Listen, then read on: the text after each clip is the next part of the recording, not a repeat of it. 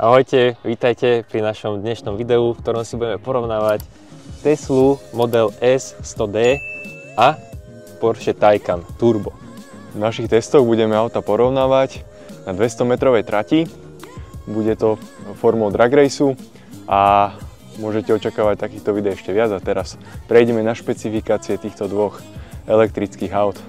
Teraz si predstavme Teslu Model S z roku 2017. Tento model ponúka výkon 383 kW, čo je 521 koní. Batéria má kapacitu 100 kWh a pohon všetkých kolies zabezpečuje plynulú jazdu za každých podmienok. A čo interiér?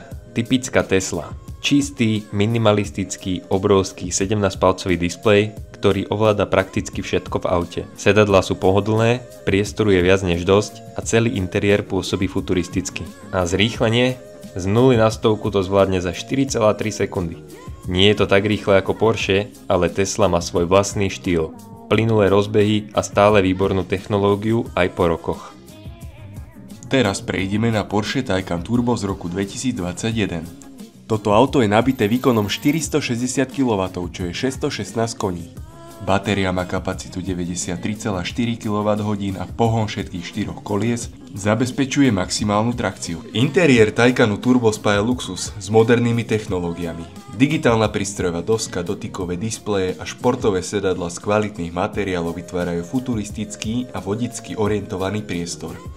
A zrýchlenie? Stovku dá za 3,2 sekundy, to je o viac ako sekundu rýchlejšie ako Tesla. Plus Porsche je Porsche, v každom detaile cítiš precíznosť a športového ducha.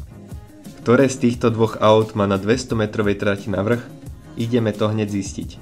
Autá sú pripravené, 200 metrov čistá rovinka, žiadne výhovorky, len čistý výkon a zrýchlenie.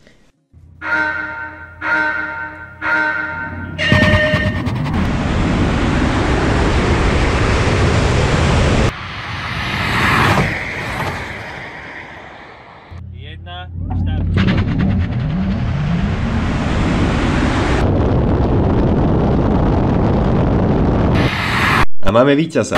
Porsche Taycan Turbo to zvládlo za kratší čas, ale Tesla sa držala statočne. O sekundu pomalšia, ale stále impozantná na to, že má o 4 roky staršiu technológiu.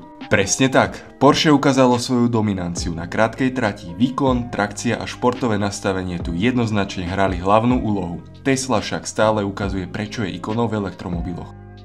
A na záver by sme chceli poďakovať spoločnosti Blackrent, ktorá nám tieto vozidlá zapožičala. Ak by ste si chceli takéto alebo podobné auta vyskúšať na vlastnej koži, určite navštívte ich webovú stránku, odkaz nájdete v popise videa. Čo by ste si vybrali vy? Napíšte nám do komentárov a nezabudnite dať odber. Vidíme sa pri ďalšom videu.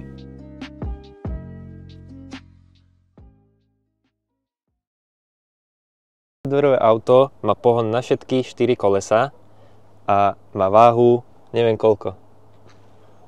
Kámo, to je defína, to nemôžeš.